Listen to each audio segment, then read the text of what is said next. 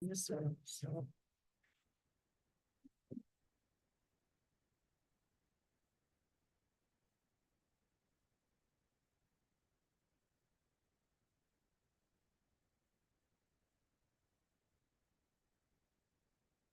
Okay, we are live.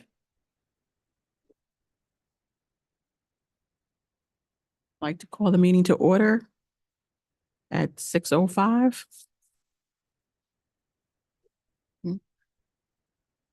We'll just go around the room and have an attendance. Bridget Pryor, trustee, president. Sarah.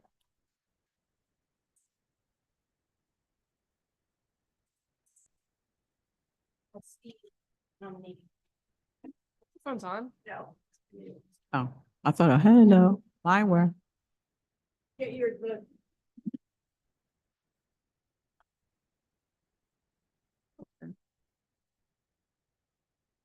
Sarah Dallas, VP Finance. Sarah Masinski, trustee and nominating committee. Andrea West, trustee. Kirsten Brushinsky, trustee. Paige Barnum, trustee, secretary. Andrea Nicolai, executive director. Robert Schofield, counsel of the library. Melody Metzger, Assistant Director. Adam Stump, Director of Finance. Sean Smith, board treasurer. Okay, thank you. Do we have any public comment? Oh. All right, the consent agenda, the minutes. Everyone had a chance to look those over. Does anyone have any questions regarding the minutes? Check registry. Any questions? Capital fund, check balance, check registry. Anyone have any questions? There wasn't anything in there, was there? There wasn't anything in the capital fund check register that we needed to review, was there? No, there was no Oh. capital register this month.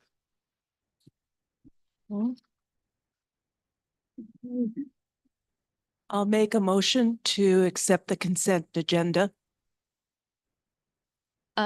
Trustee Brushinsky will second. All in favor? Aye. Any opposed? Treasurer's report? Good evening. The reports for this meeting cover February 2024, which was 67% of the way through our 2024 fiscal year. Sort of the status quo for my comments. Support and revenues were slightly over the modified budget due to fees and sales and interest income trends continuing from prior months. And expenditures overall were 65% of the modified budget, with similar trends from prior months continuing between the cost categories. Okay, thank you, Sean. So a couple of quick notes. Our National Grid bills totaled $15,744 in February compared to $18,339 in February 2023. So we are still continuing to see month-over-month savings since the LED lighting installation. And secondly, our pilot payment was received in February. It was in the amount of $391,315, which was about $86,000 less than we received last year. That's it. Unless anyone has any questions on any of the reports, we'll be happy to address those.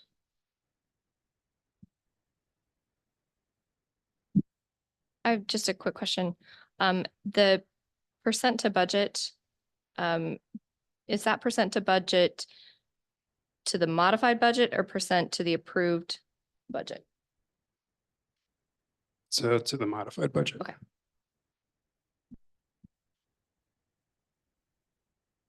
Okay.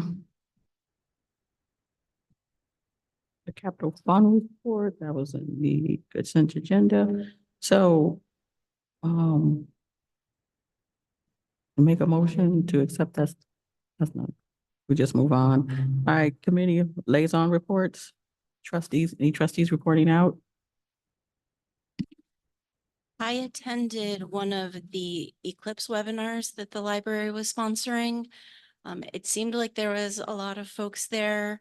It was an interesting sort of range of information that was put in, like from like very basic to, more advanced with a really good emphasis on your safety glasses. But it, I can now tell you the difference between a total eclipse and an annular eclipse, which I could not have before. So I definitely did learn things, and it, it seemed well thought out and interesting. I had the opportunity to attend one of the WMHT Indie Lens pop-up series films at the Pine Hills branch. It was the Mind Over Matter, My Parkinson's filming, and I think it was nicely advertised to the community we have here in Albany that is dealing, either personally or with family that's experiencing Parkinson's. And so it was a really nice group and an engaged sort of conversation after. And it's always really nice to, have people in their community, and there's probably 25 people or so. So it's, I think, a really impactful documentary. And I believe there's one more in this WMHT pop-up series in a couple of weeks. So Thank you. Anyone else? I am attending the FFAPL soiree tomorrow. So I will miss the information session tomorrow. We'll be there Saturday, but I'm very excited about that, and actually got a colleague that is also signed up for it. So I think that will be a great event. I'm excited to go to that. Nice. Nice. Anyone else have a chance to see the eclipse? It was something amazing to see. It was very nice. I have to say, we got about 90,000 questions yesterday about whether we had any glasses left. And the answer sadly was we had given them all away. However, staff did a great job of redirecting those questions or redirecting those patrons to other resources. So at the time of the eclipse, there was a lot of sharing going on of glasses outside of Washington Avenue. Yeah, I'd just like to make a comment too. That was very helpful in the community that the library did provide the glasses and that they were available to first come, first serve. If you waited to the last wee hour at 2:00, then that wasn't going to happen for you. But as you said, it was where I was. It was a lot of sharing going on. I actually shared one of my glasses as well with a youngster who was trying to look at it with none. And so I was like horrified, like, oh no. So again. There is all sorts of information about how to recycle the glasses. And I see that this is the way the library can continue its community service. yeah, I was just going to ask if the library by chance had looked into the recycling programs for it, because I know there's another eclipse, I believe, in the Southern Hemisphere, and they're collecting glasses. That would be an opportunity. Yeah, we're one of 5 places in the capital region that are collecting used glasses, and we're going to be sending them to a vendor who's shipping them to Chile and Argentina. How soon do you need that?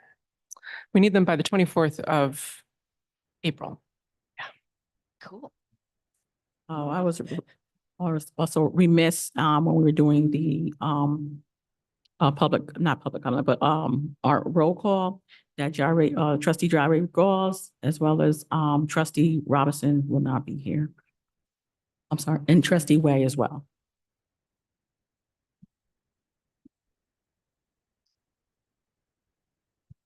All right, thank you. And now for the nominating committee report. We actually did not meet. We were supposed to meet this past Monday, but we were afraid we weren't gonna make quorum, so we canceled it. We did via Zoom and email. We all went through the presentation that will be given tomorrow as well as on Saturday. It's basically the same presentation that was given to potential trustees in the past, updated to the current trustee handbook guidelines, with a little bit of changes. But we left it purposefully pretty straightforward, black and white, easy to follow and read and see as best as we could. So that we did go over that, and we are excited about the upcoming information sessions, both tomorrow night at Arbor Hill West Hills and on Saturday morning at the Pine Hills branch. Again, encouraging all trustees who would like to, it is not a requirement, but if you would like to come and share your voice and experiences, I had said I would put together like a little mini agenda and I failed. But the plan is we'll go through the presentation, which shouldn't take too terribly long, and then open it up for questions so that the public can ask about campaign strategies or what it's really like to run or be on the board, or, you know, whatever people are feeling and wondering about. The more of us to provide varied experiences, I think is beneficial to the public. So that is my pitch, to please come if you can, but also it is not a requirement. There is no attendance, no pressure, or very minimal pressure. Thank you. Moving on. I was just wanted to mention that we are planning on meeting again the upcoming first Monday of May. That's it. Okay, thank you. That takes care of the any overview at upcoming committee meetings. Thank you. Policy and Governance and UHLS, both chairs are here to provide their report. So we'll move on to director's report. Okay, so March was the month of Women's History Month at the library. And so we also, we hosted a ton of programs around and did a lot of displays on that theme of Women's History Month. And we also made some great progress on our diversity, equity, inclusion, and access strategic plan goals. Programs and partnerships keyed into DEIA training and programs. One of the newest librarians in our programs and partnerships department, Allison, attended a professional development field trip to the New York State, or I think it was Allison and Meg, both of them, attended a New York State Talking Books and Braille Library field trip to learn how we can access services for patrons with low and no vision. And we also held a partner event with the New York State Writers Institute featuring Alice Green and Amy Godine. And we also tabled at the Montessori Magnet School for the annual Autism Spectrum Fair. We held a couple of other outreach visits, one to USCRI, which is Refugee Services Agency, and we held a literacy night at Delaware Community School. And CMS staff also have completed the How to Build Inclusive Collections professional development course, which is a course offered by Library Journal and provides resources on evaluating materials for the collection, improved information on diversity audits, and discussions of trends along the lines of DEIA and publishing. Happy to say that we saw a slight drop in incidents in March. The safety committee of the staff and management team, the union and management team got together on March 20th, and reviewed staff concerns. We also began attending the City School District of Albany Safety Coalition meetings, which happen on a weekly basis from the City School District. We are planning on attending about once a month so we can learn what issues are affecting and impacting the youth in the city from the school's perspective, and learn how there might be ties between the way that we're trying to keep people safe, the way that schools are trying to keep people safe. So that's been a beneficial partnership that we're trying to grow. I also wanted to call out the soiree tomorrow night. They are selling tickets at the door, just for our listening audience to know and for everyone here to know, in case you have friends who worry that tickets might be sold out online. So looking forward, that'll be a lovely event. I'm planning on running over there right after the trustee information session at Arbor Hill West Hill. It'll be a jam-packed night of library advocacy and fun. Um, with delicious food from Mamoon's, yes. I'm gonna save the statistics update for that section of the meeting, but we continue to do a lot with regard to outreach, especially this season. It seems like, you know, a lot of organizations are planning for summer, and we're at the table. So really happy to say I've been participating in a lot of the resource fairs and job fairs that are happening around the city, held by different institutions, and doing our best to connect the attendees with the job opportunities that we have here at APL. And Rebecca, our head of community engagement, is doing a really, really good job of following up on those opportunities. And as usual, tons going on in our branches. There's always just way too much to even get into. And I hesitate to call out any one branch for their great programs because they all are doing such a good job with their programming. And operations wise, we continue to fill positions. We continue to see some positions open up, but those lists are getting smaller, and I'm really pleased with that.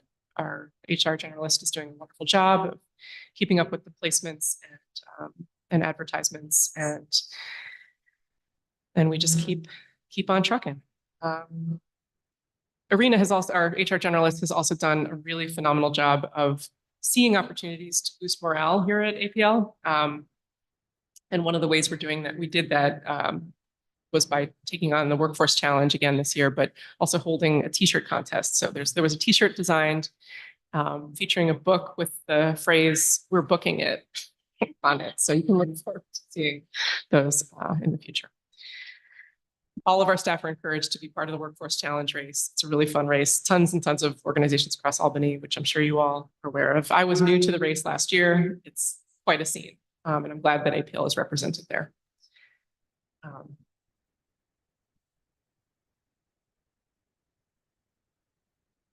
I think that is a pretty good overview. If you have any questions or, yep, Sarah?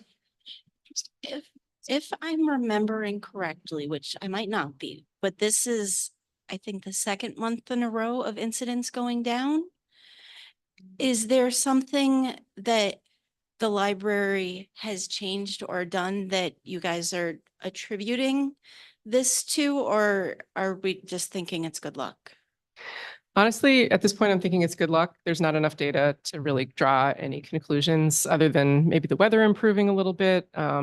I mean, the holidays are always just a really, really tough time for a lot of people. So when we get into, you know, February, March, I mean, that period is over. So that might have something to do with it, but I would really hesitate to draw any hard conclusions. Yes. Trustee West? Trustee West, I seem to recall when we set the new library hours, we were saying that we would review them, but I don't remember the time frame where we said we would review them. Has a survey gone out to patrons yet to see how they're feeling about the new hours?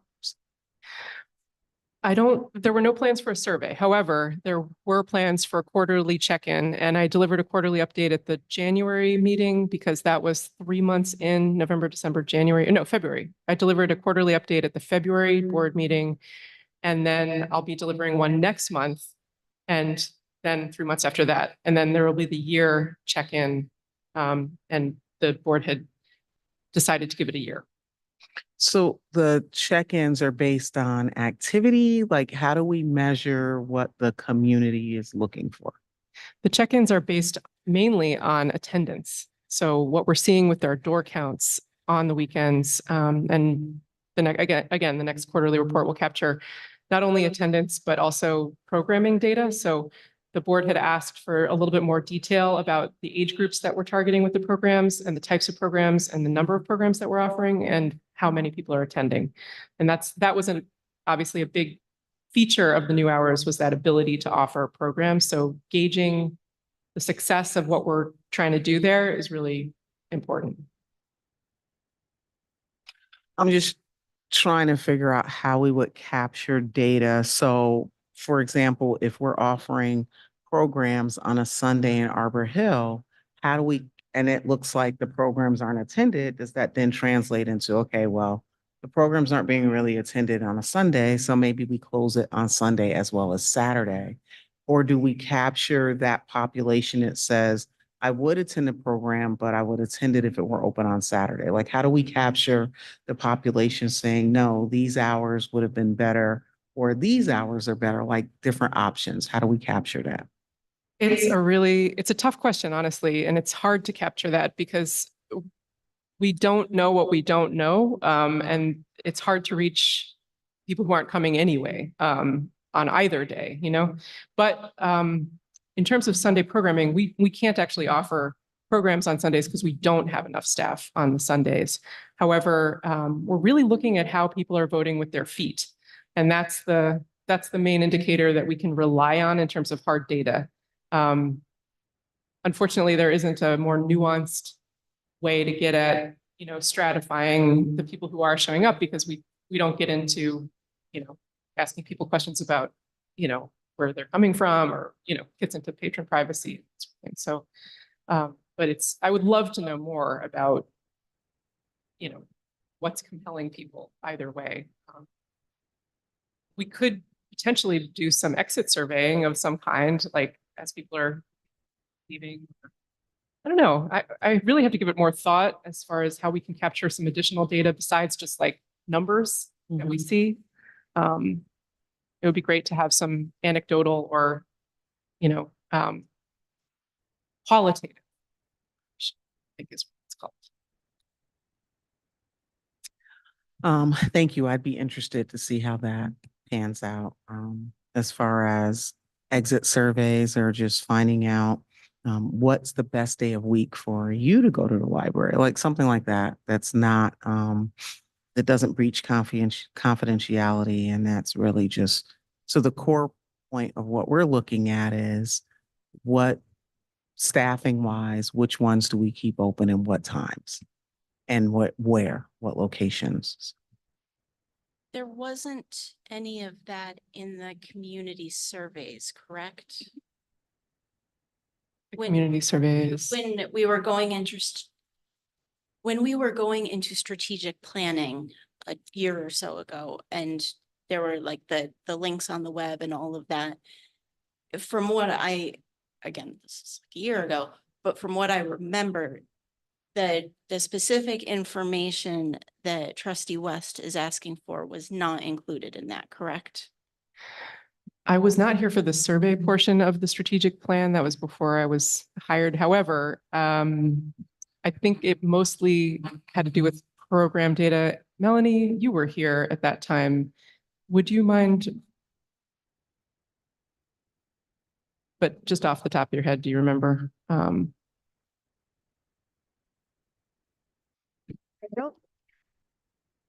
I don't think we've actually looked into that, because almost every time we've surveyed people to say like, oh, would you attend something on a Saturday? They say yes. And then we start offering stuff and nobody attends.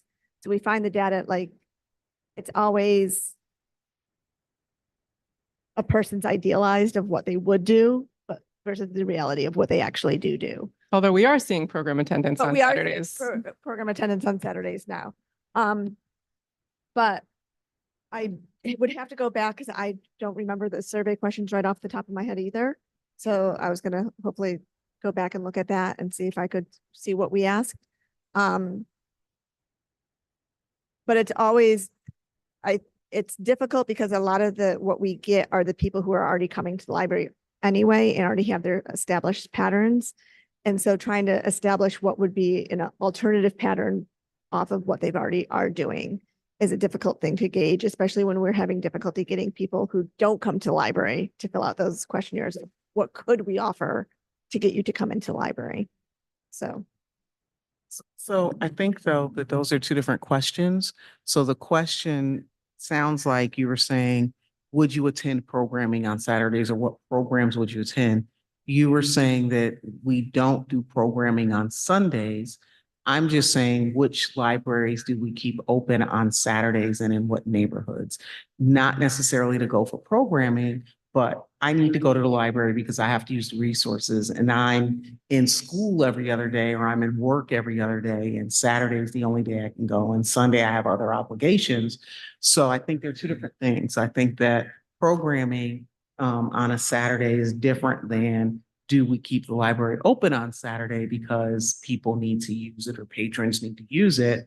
And that kind of would open up a whole nother can of worms saying, no, we're going to open up this specific branch on Sunday, but we don't offer programming on Sundays because of staffing issues. And therefore, this library is going to be deprived of weekend programming, and we're only providing programming on Monday through Friday because this particular branch is closed on Saturday.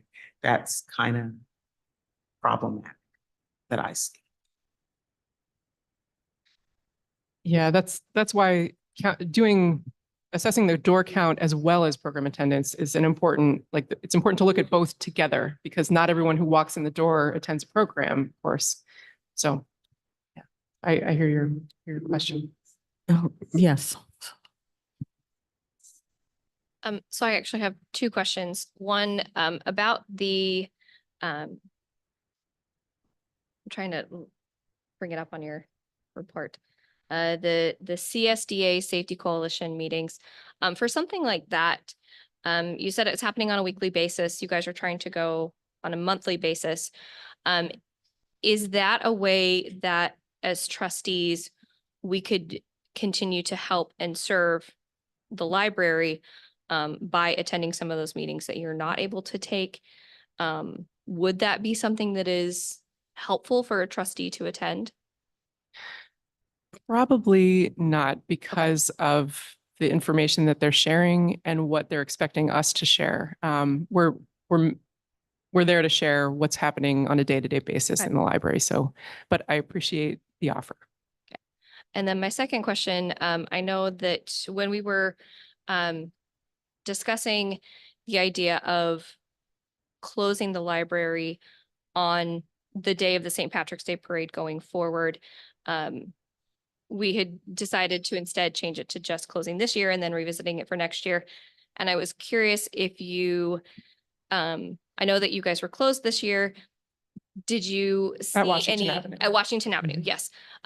Did you see any differences in what the city was doing or changes in the aftermath of what was kind of left over the next day or anything that made you think that we're on a path that maybe in the future you could keep Well, Washington Avenue open on that day?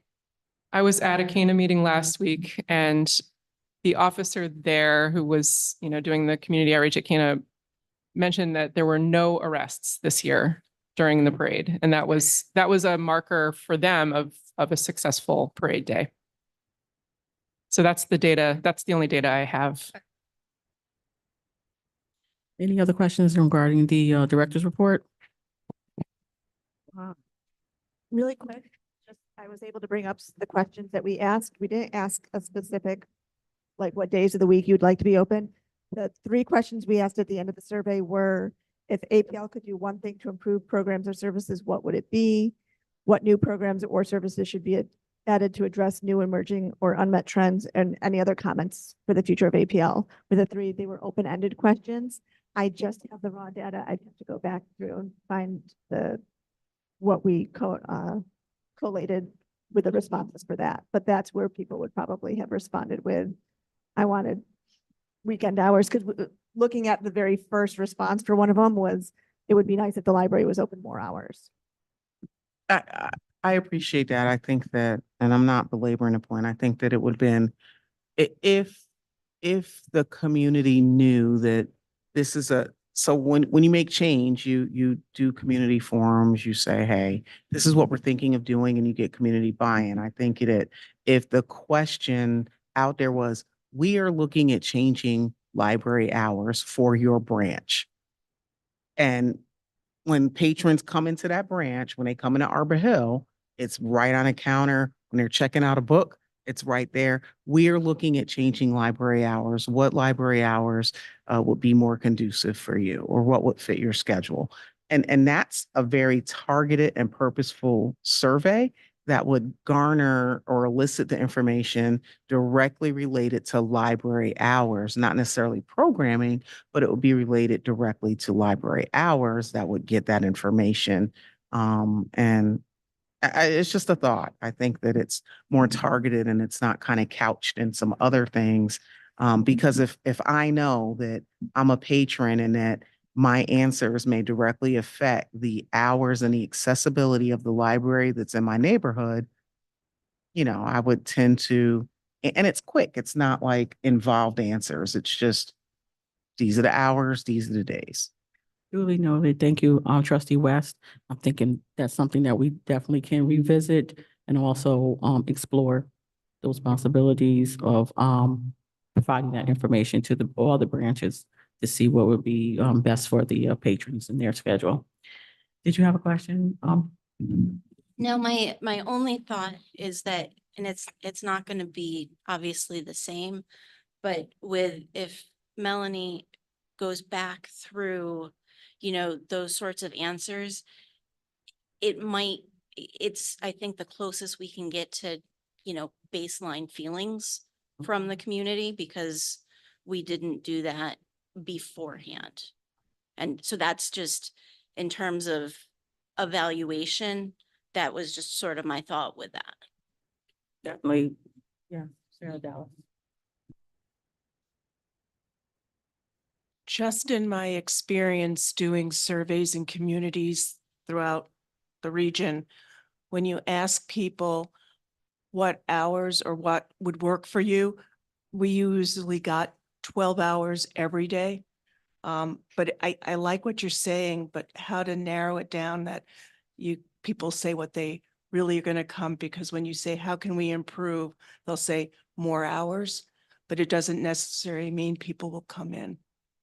And I'm not going to go back and forth. I agree, but I think that what we were doing got lost in the message. So so we're doing a look back, we're reviewing, we're looking at it every quarter. So that's what I'm saying, going forward, you can still look and you can measure it by being specific and saying, this reflects, we know that the library can't be open 12 hours, but if you get 100 responses and 20 of them say that, you already know what you're doing, but at least you'll get the days and maybe not the times, but you'll get the days. You know what I'm saying? And yes, some people say 7 days a week, but I still think it's important to give the community the reason behind what you're doing.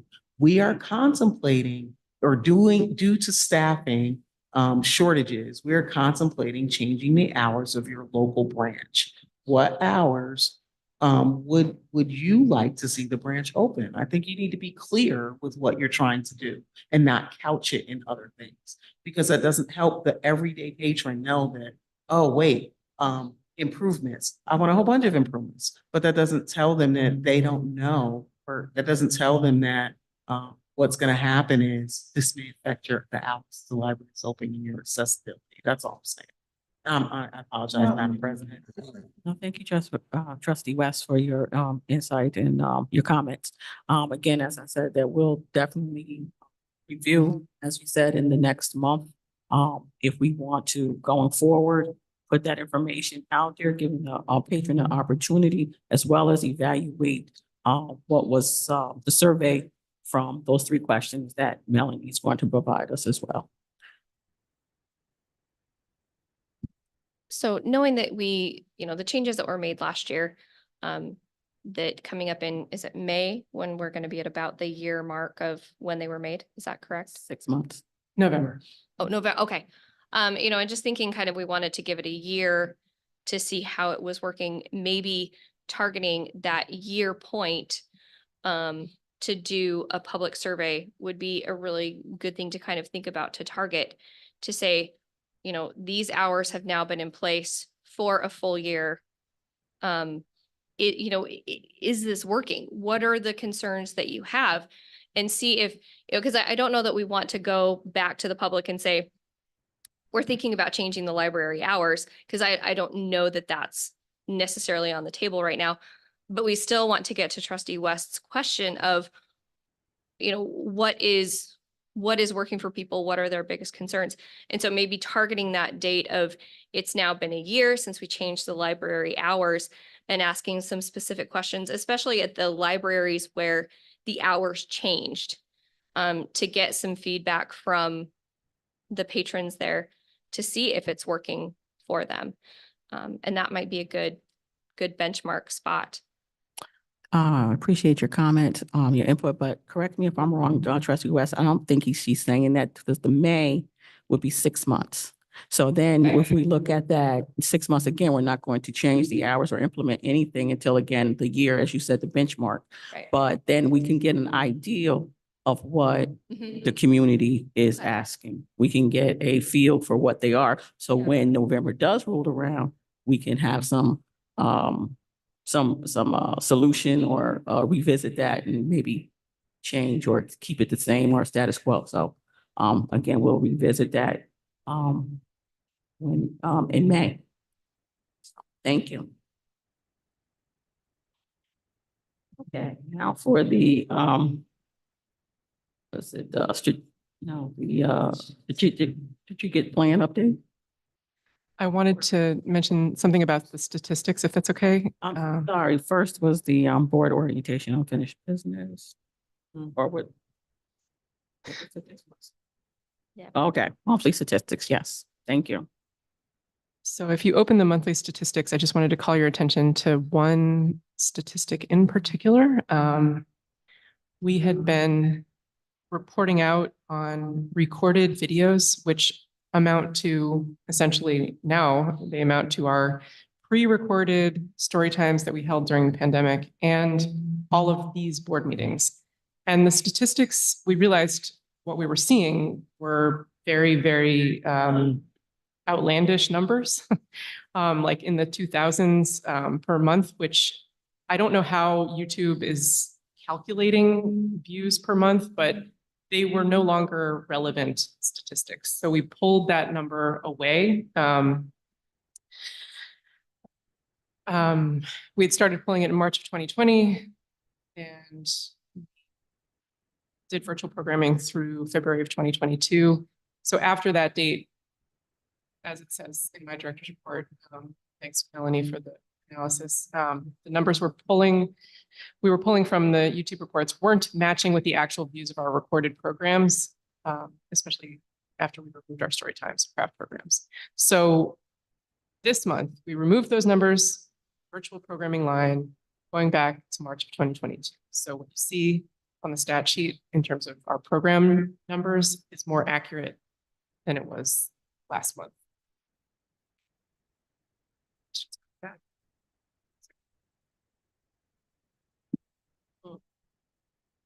Not about that specifically, but I'm looking at the programming attendance by branch. Is Washington Avenue so much bigger because it has more seats? The rooms are like more plentiful and larger, and this is one of the locations that we open on Saturdays for programming. So all of those factors together are what make that number bigger.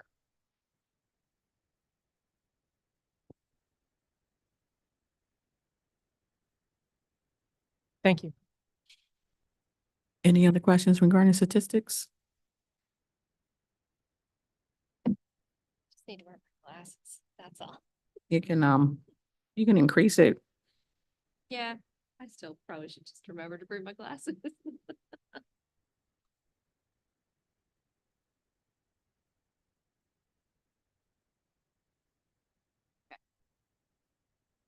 Right. Any other, any question or discussion about statistics before we move on to informational items? Okay, informational items. There's no memo this month for informational items. I decided to put it all in the strategic plan update. Thank you. Thank you. Unfinished business, the board orientation. That, okay, yeah, so, okay, we'll do that in, executive session, or the board, I know the board is coming, we'll have 3 new board trustees in June, or we'll know in May. And so we'll discuss that in executive session when we move on how we want to proceed, who is going to meet with the new board.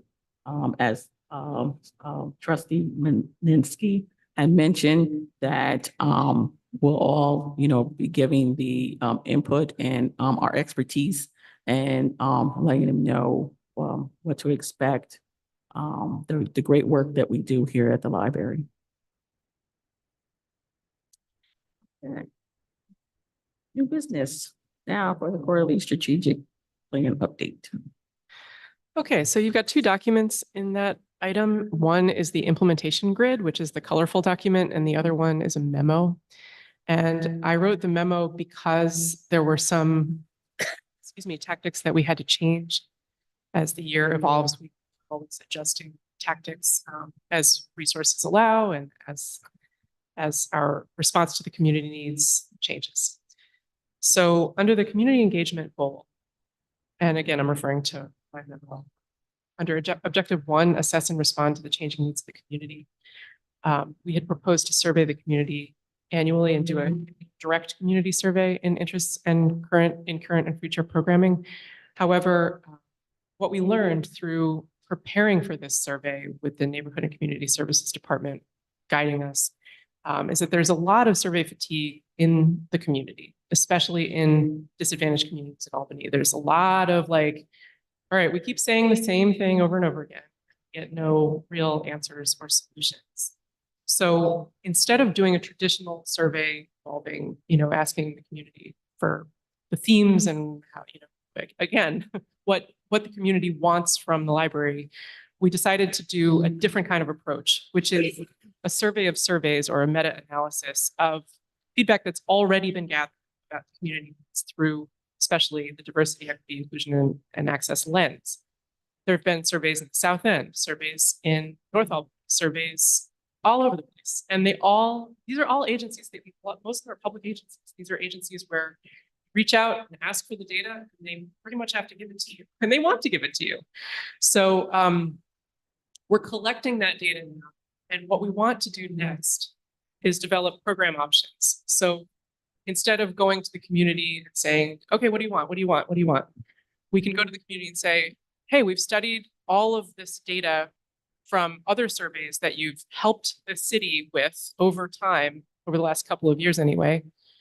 And here's what we're offering as a library. Here's how we can help with this goal or with this need. And then let the community weigh in on the program options that we're able to offer, instead of, another survey. So, and that's not to say that surveying the community about hours or any other goal isn't important. That's certainly something that we're open to considering. In this case, with this tactic, this is the direction that we're going. And I'm excited about it because we've never done anything like this. And it's a great way to signal to the community that, we're not interested in just, ignoring the work that's already been done, ignoring the voices that have already spoken. We're interested in looking at that data and doing something. So that's the proposal for that. That's what we're doing with that tactic. Yes. So my understanding, like assess the changing needs. Mhm. So that implies that we're looking at newer data than we were, 2 years ago. Is that time frame getting taken into account with the different surveys getting brought into the meta-analysis? Like, Well, issues that are 2 years old, we're treating as new. We're treating as fresh enough to act on, because we're talking about the post-pandemic Albany and the issues that have arose, activities for kids to do after school or in the summertime. Like, these are the perennial themes that come up. And so we're really treating anything within the last 2 years as new information. Okay.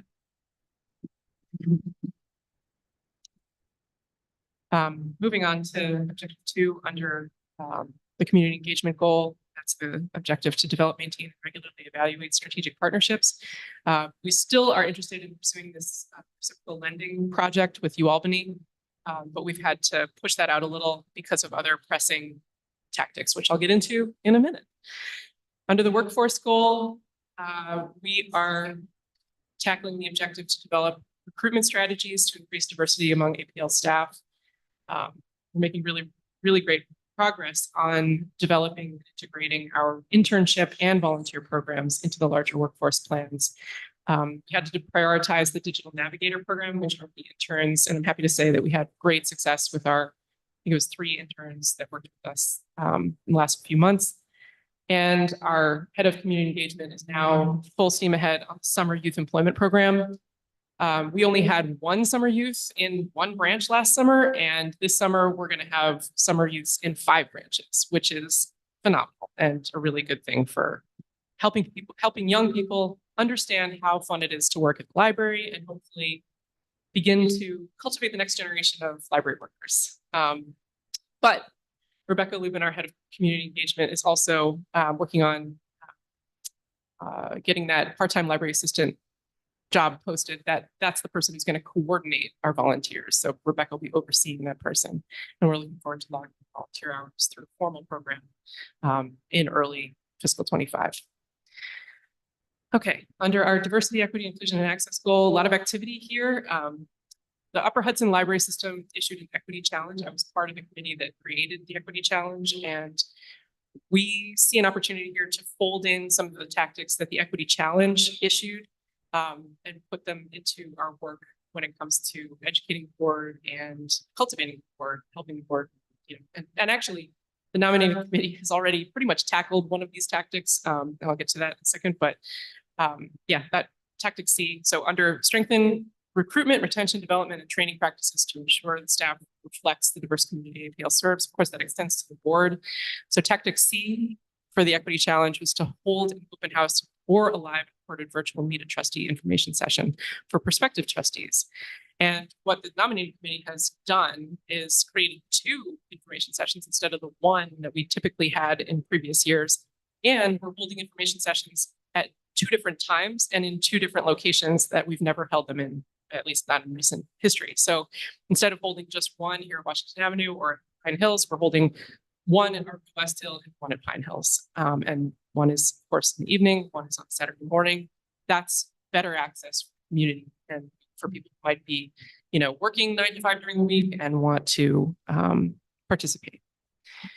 That fiscal 24 tactic D of the equity challenge is to provide staff training on equity and inclusion issues and describe the training percentage of staff attending. We're piloting a training series starting with Arbor Hill West Hill staff. The series consists of 3 interactive courses offered through our training program that we subscribe to.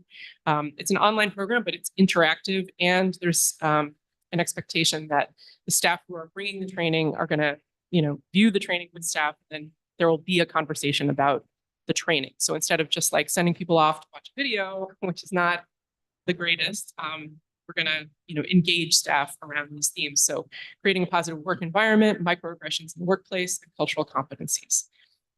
And I thank Melanie for leading on that. Objective 2 is align current policies. Excuse me, I have a question. I'm sorry. Sorry, West. I know you're trying to get through the Oh, no. report. I just have a quick question. So for the staff at Arbor Hill and West Hill, is it a diverse staff? Yes.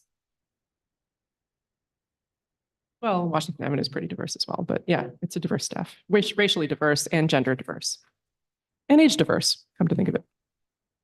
Okay. And eventually will those 3 interactive courses go to each branch? Yes. Okay. Because I guess really my thinking was, would you start a series like that at Arbor Hill and West Hill, or would you start a series like that at Pine Hills? Well, since it is a diverse staff and they have to work with each other as well as the community, I think it's important that, that we start there. I think every staff member should be learning about these issues and talking to each other about these issues. It's just that we had to start somewhere, and that seemed like a logical place to begin. Okay. And then do they watch the videos together? They watch them alone? Plan is for them to watch together, I believe, or separately, and then get together and discuss. Thank you. Thank you. And then that tactic C, include in your trustee orientation information, the library's commitment to equity and inclusion and board practices supporting that commitment. That one is kind of a no-brainer in the sense that we have a diversity, equity, inclusion, and access goal in our strategic plan. And the strategic plan is something that, of course, I cover with all new trustees in orientation. And then objective 4, ensuring that programs, presenters, and materials reflect the diversity and interests of the community. The tactic in the equity challenge is to partner with a community organization that serves a portion of the community you're seeking to strengthen your connection with. And I'm happy to say we're partnering with the Grassroots Albany community group devoted to increasing awareness of Asian American Pacific Islander culture in the capital region. May happens to be Asian American Pacific Islander Heritage Month. And so first program that we're hosting with this Grassroots group is a traditional story time featuring AAPI characters and stories. And I also, just for background, wanted to offer that in Albany County, the number of people who self-identify as Asian went 5% in 2010 to 8% in 2020. So it's a significant increase in this region. And it's a group that we're eager to connect with and engage in the library space. Yes, Trustee West. Sorry. So with your community organizations, if there's a staff member that is responsible for those partnerships, and is there a formula or what is the process for them reaching out to community organizations? Well, Community organizations reach out to the library. it goes both ways. It truly does, because Amy, the head of programs and partnerships, yes. She goes out to outreach events like Serve Albany Brunch, like other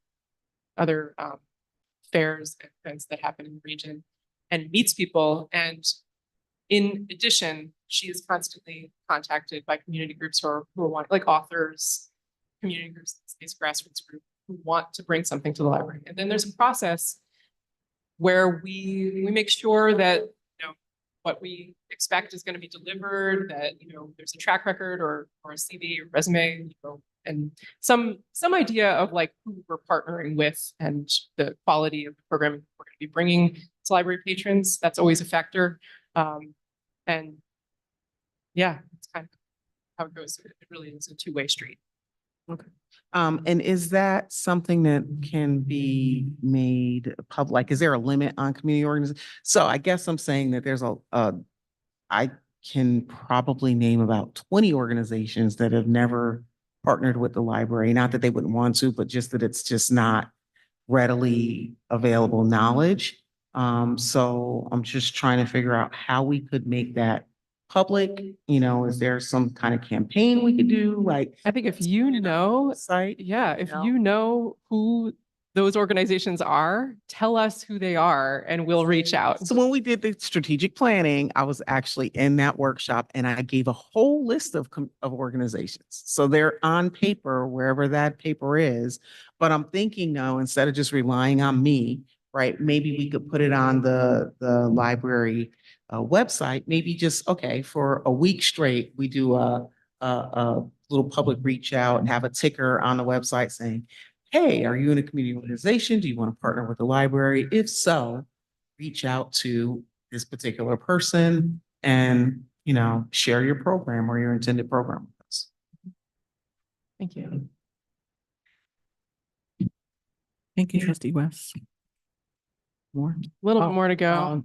Sorry. One Trustee quick Barr. question, clarification on quarterly programs starting in May. So is this partnership sort of this intentional partnership, like for a specific duration, or can you just clarify that? Because in getting to Trustee West comments, I was curious if it's like, for this duration, we're working with this organization, and then, you know, in a year, we have a new organization. Can you elaborate on that? Sure. I think we're just starting with a quarterly for this group, and I don't think we've thought beyond a year, and it's hard for many organizations to think beyond, you know, 6 months to a year. So I would wager. So I think we're just going to evaluate as we go along. That's what we typically try to do. We'll see what the attendance is like. We'll see where we can do outreach. We'll advertise in all the great ways that we do now, and we'll evaluate as we go along. If it's a successful program partnership, then we'll want to continue it. It's not like there's a limit, to how many groups we partner with. It just comes down to eventually staff resources and space. And have you decided where? Because I'm reading it doesn't mention which branch is going to be. I don't remember, but I can get that information for you. Thank you.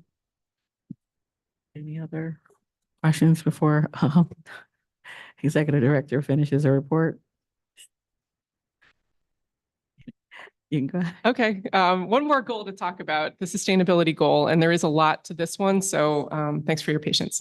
And I'm going to ask if you can hold your questions until the end of her report, and then you all can ask her questions. Go ahead. Under the sustainability goal, there is an objective to foster holistic professional development of staff, interns, and volunteers throughout their service experience. And this is where there's a lot of activity in terms of adding new tactics. One is to ensure public investment in human capital is maximized at the Washington Avenue branch by creating sustainable management structure and reducing manager turnover. So we had a resignation and we had a manager move on, and we've had at this particular branch a co-manager system for the last 4, 5, 6 years. In that time, and this is before my time, but I know from talking to staff, from looking at the records, that we've had at least 5 co-branch managers who have come and gone. Every single time it creates a huge disruption. You all know and appreciate what it means to have a leader in an organization leave. It leaves, a gap in terms of knowledge transfer, in terms of it's a morale issue. So with this high turnover, and a lot of it, learned through these exit interviews that we did with every single manager, that this is a tough job to sustain. So we started looking at what makes it tough, and we did a SWOT analysis of the management structure here at Washington Avenue, our biggest branch. And what we concluded was that we needed a different reporting structure. And the key is basically delegating supervision a little bit more within the organization. So we're creating a position, well, actually it's not a creation of a new position. The principal clerk civil service title already exists in the city civil service system. All we had to do was revise it. And that position is going to supervise all the clerks here at Washington Avenue, with the exception of the community engagement clerks. So that's, I think, 7 or 9 full-time, part-time clerks, significant portion of the staff here at Washington Avenue. So the principal clerk supervising that portion of the Washington Avenue staff, and that principal clerk reporting up to one branch manager is what we're going to try. And the other piece of that makes it worth trying and maybe sustainable is by hiring a 3rd position. And this is all within the budget. It's all within what's already approved for the library. So it's already, I don't have to ask for any additional funds or get any additional payroll funds to do this, to make these changes. And that's an important point. But this goes right into tactic D, which is improve organizational resilience and safety conditions for all staff for the benefit of our culture and our staff retention. This position is essentially head of safety. Over the last couple of years, the safety committee has met regularly to address incidents, as you all know, and to implement strategies to combat workplace violence in the library, which occurs on a daily basis, depending on the branch. We have held monthly in-person de-escalation training for all staff and gotten a really good response from staff about that de-escalation training. It's much more effective in person. But despite those actions, the consistently high level of incidents, despite the small decreases over the last couple of months, they're still too high. They continue to impact staff and compromise the environment that we're trying to create for patrons. So we are seeking to establish a head of safety position at APL to supervise our community engagement clerks. That's a team of currently 7, and it's a team that exists across the district, but we have no leader of that team, and they're a unique team. So each one of them is reporting to their branch manager right now, and what we want is for this head of safety to supervise all of them. There is a similar position in the school district called director of school security, I think it is. And I met him. He works for the school district and he oversees all the hall monitors, all of the safety people, the resource officers, et cetera, in the schools. What we want here is a very, very different, I can see that I can see you. What we want here is a very different scale version of that for our, we're not exactly sure what the local title is going to be yet, but it's going to be something like head of safety. So that said, we did have to revise the director of school security position description, and that's in front of the commission at their annual meeting. So here. Does that mean that, what does that mean? Okay. We might be off a moment. I don't know. Batteries problem. The apocalypse.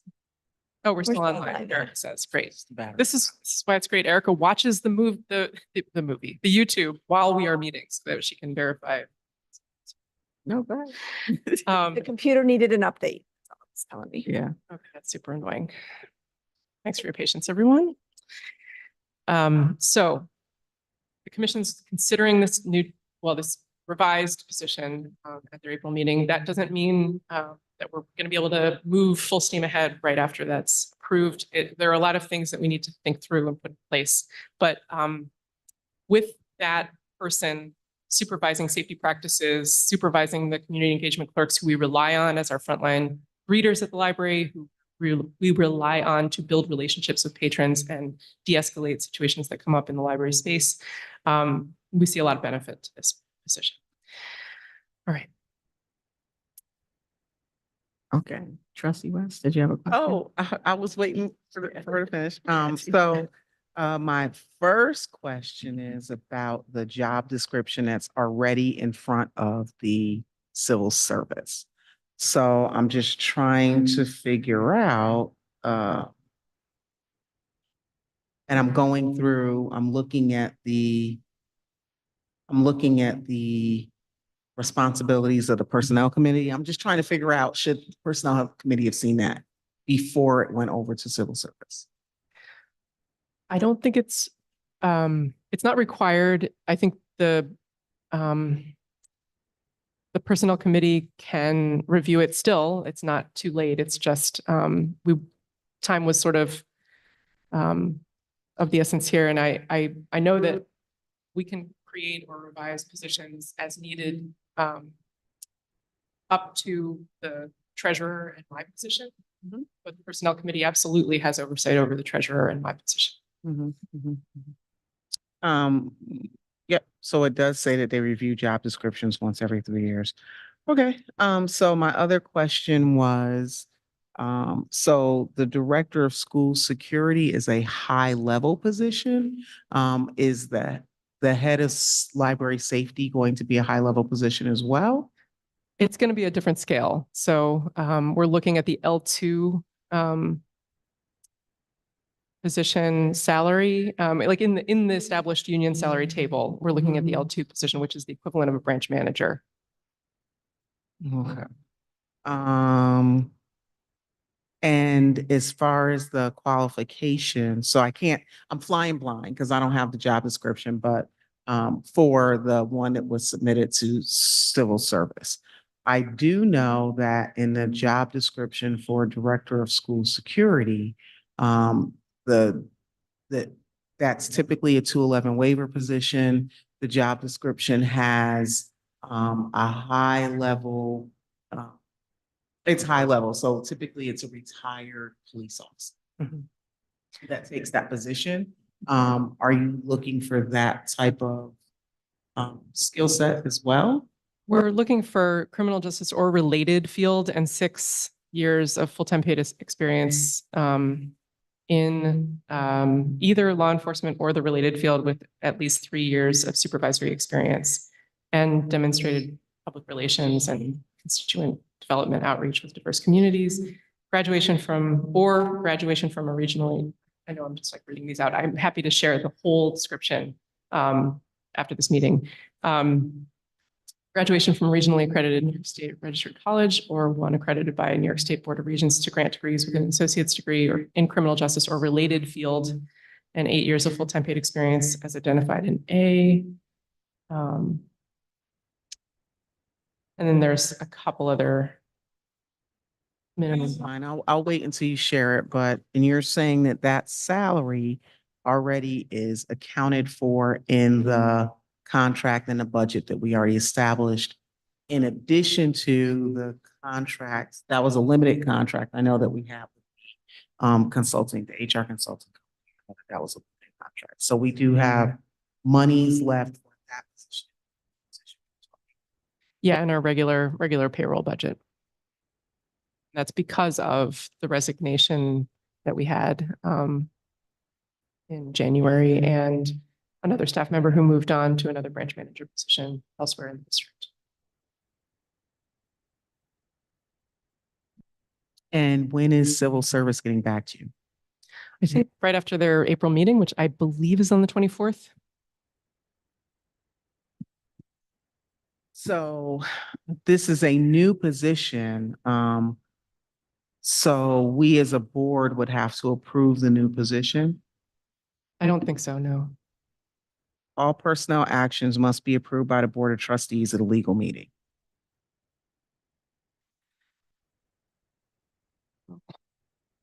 Bob? I mean, am I interpreting it incorrectly or? Are you looking at the committee description that's in board docs? Hmm. Okay. But it's also, so I'm reading the committee description, but it's also education law, section 226.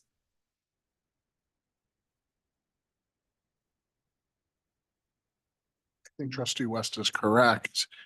The exception would be as if you were doing this as part of a normal budgeting process, you would do it as part of the budget. But given that this position doesn't exist at all, I do think a board vote's appropriate. So I will share it and maybe put it on the agenda for. Yes. You would share the job description ahead of time, and then we'll know. Thank you.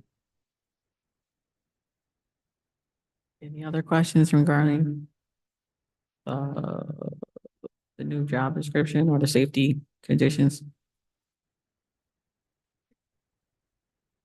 Thank you.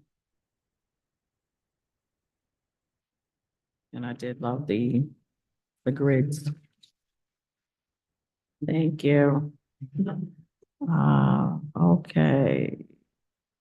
The community report. All right, I'm going to go to the podium for this one, and there is PowerPoint.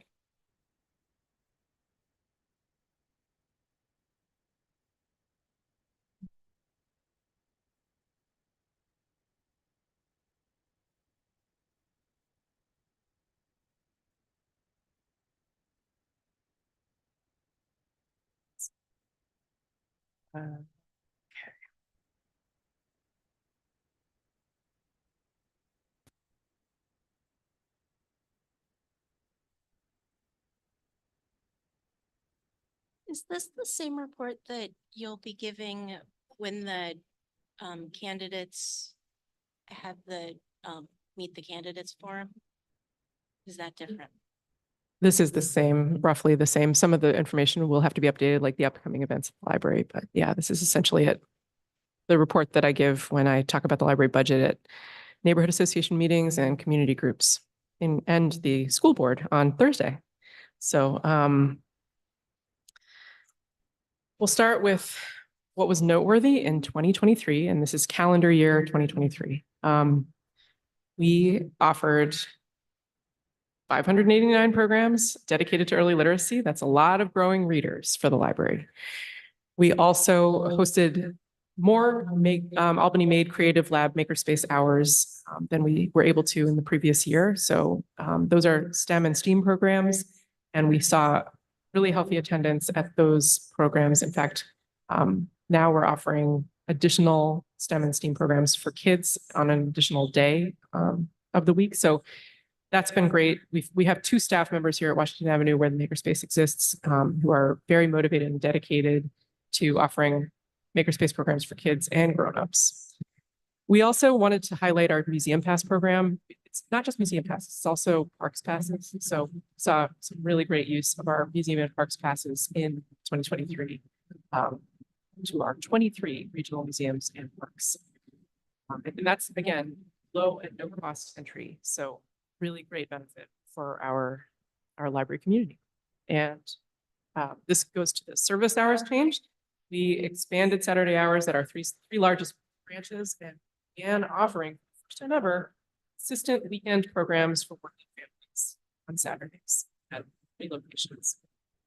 Moving on to some key library statistics. Our weekend library visits, I'm happy to say, are up since we changed the hours last year. They're up in each service area, and they're up higher than they were in 2019 before the pandemic. So that's a good sign. Of course, we will continue to look at that attendance, and we will continue to look at program attendance on those Saturdays. Total program attendance, 6,000. In terms of meeting and study rooms, people are really making great use of our meeting rooms at the library, and it might have something to do with our easy to use reservation system, or maybe it's a lot of the groups that are continuing to meet in, or that are looking to meet in person. I know that the Cana group met in person for the first time last week since the pandemic, which I was actually astonished to learn that they hadn't been in person yet, but they were so happy to be back in person. They were actually meeting at the Steam Garden, the Central Square. No, not Central. No, Central Avenue. Thank you. So that was a bad mistake. Showing my non-Albany. Okay. Door counts, in terms of door counts, we saw overall in the district a 39% increase. It is a little bit unfair to compare 2022 with 2023 as a whole, because it wasn't until October of 2022 that we reopened the North Albany branch. So looking at the last 3 months in 2022 and the last 3 months of 2023, those compare really favorably. We saw like a 39%, or no, excuse me, a 37% increase between those two time periods. And then looking at computer use, we continue to keep Albany connected. We saw about 38,000 desktop PC sessions. Those are people using public computers in the library.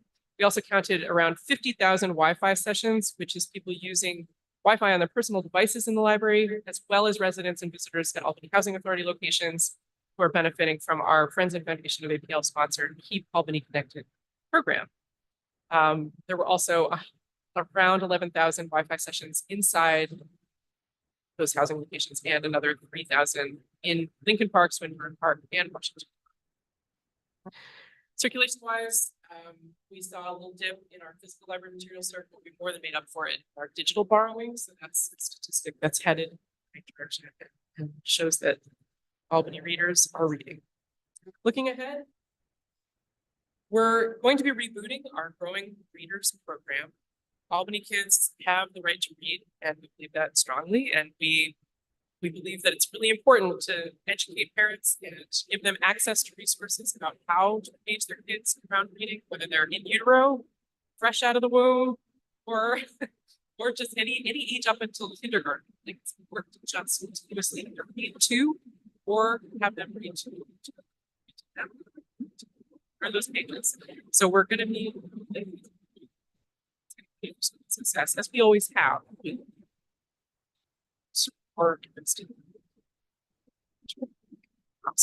Reaching out to our partners in schools or to get that program kind of on the radar and expand. And also looking for some potentially some grant help from FFA.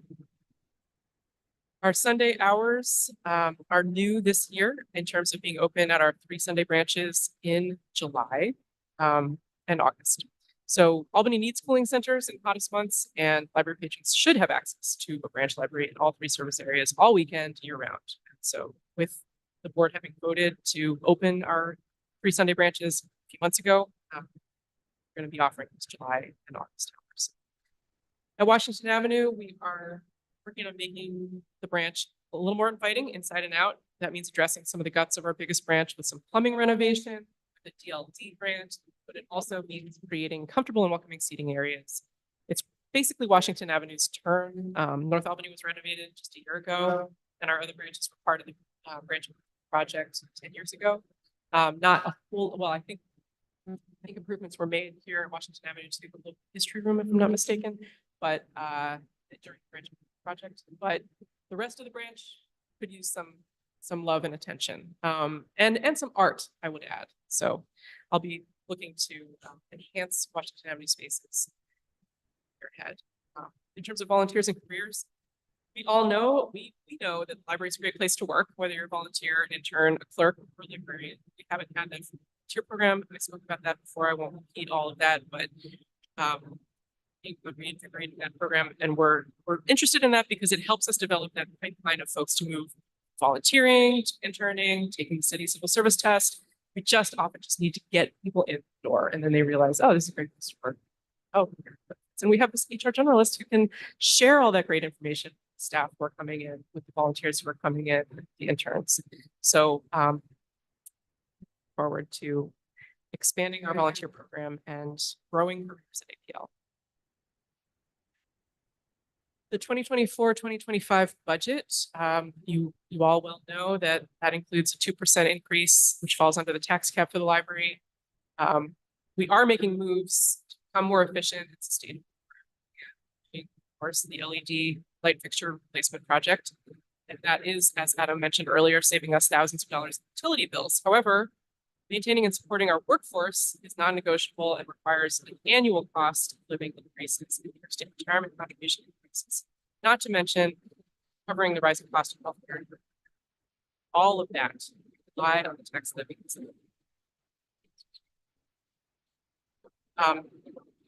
And some patrons might have questions about their assessment of their assessments. If they do, we have to redirect them. We redirecting those questions to the city assessment office. We have the number and the website to share with patrons who ask about that and how it relates. Because of course that's totally outside of. And of course, we'll be talking about getting involved with library leadership and talking about the free seats that are available, all of the more details about how to take action if you want to be a trustee, if you want to run, and the important dates, or the important date at the end, the budget trustee election vote. And we always like to include a slide. So just so you all know, it is Jazz Appreciation Month. We are appreciating jazz. We appreciated jazz a couple days ago at Howe Branch. We're appreciating jazz again at the end of April at Pine Hills. We're also going to begin offering our safe swimming water safety classes with Goldfish Swim School. Capital Region Home Buying Fair, always incredibly well attended. I think the most well attended we have here at Washington Avenue on an annual basis. We'll be looking forward to another Art at APL exhibition. And we're also partnering with Historic Albany Foundation for a restoration fair and repair cafe on June 3rd. That is going to be totally awesome. I encourage you to check it out. And the summer reading challenge kickoff happens on June 26th. So those are just a handful of some of the exciting things coming up at our branches. And if people have questions, they can of course contact me. That concludes the community report. This is probably, really obvious question to those in the know, but how do you do swimming lessons at the Delaware branch? Well, it's a good question. I think it involves props, but I'm not totally sure. I haven't seen it myself. So I'll get back to you. But no, we do not bring in a kiddie pool and fill it with water and throw kids inside. No, that's not the way it goes. Thank you. Any questions in regard to the community report?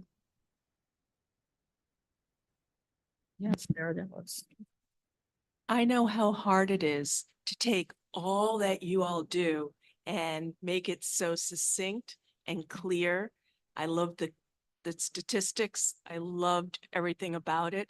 It's big print. So even if you don't have your glasses, you can see it. I could read it perfectly. Yeah.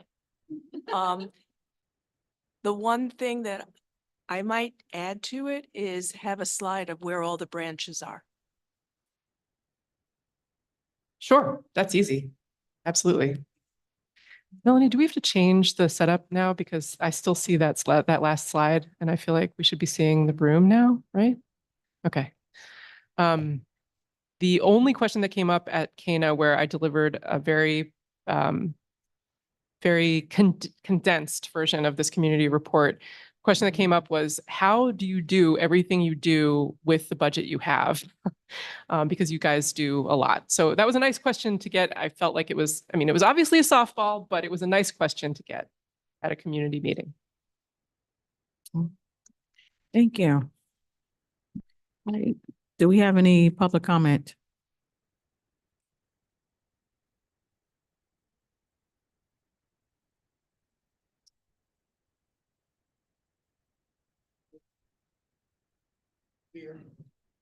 Good evening. Good evening.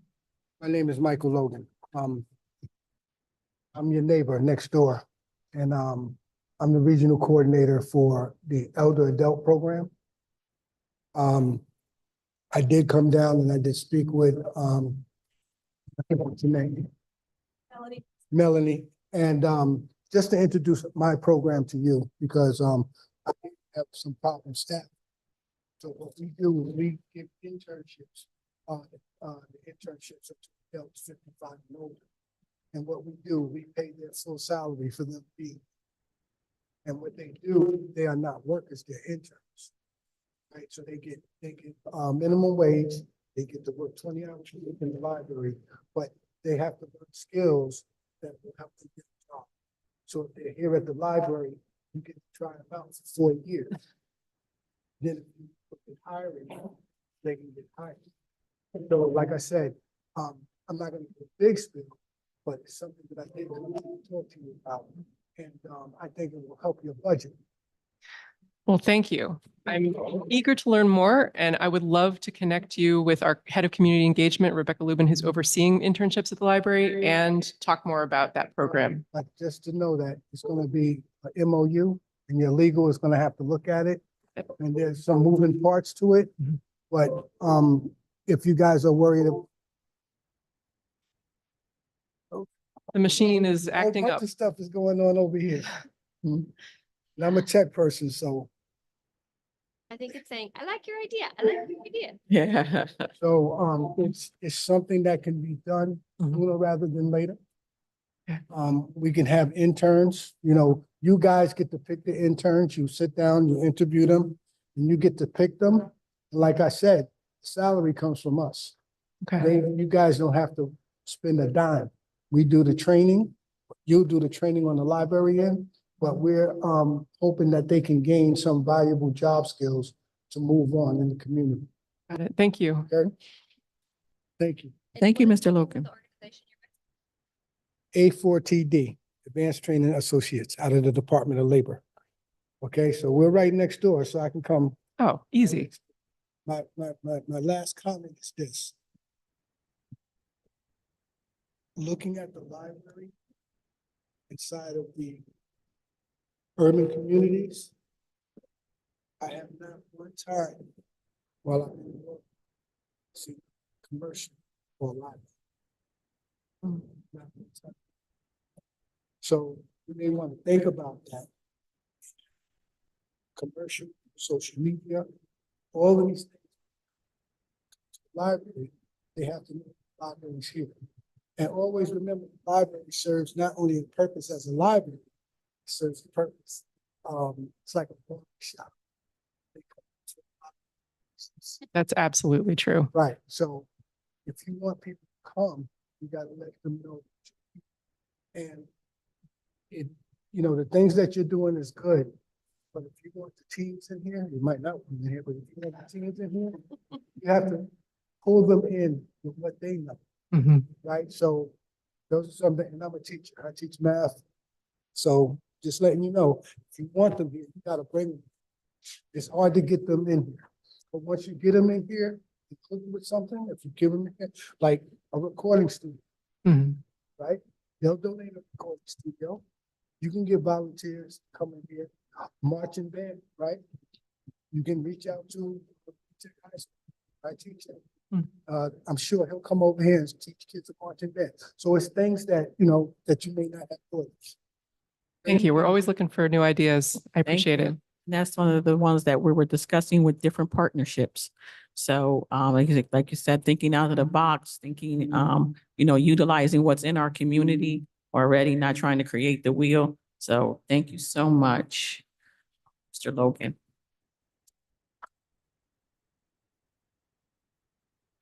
We're going to go into executive session, and I'd like to make a motion to enter into executive session to discuss the history and performance of a particular library contractor. Can I receive a second? I will second. All in favor? Aye. Going into- Melanie, would you make the announcement that our listening public needs to hear? Thank you.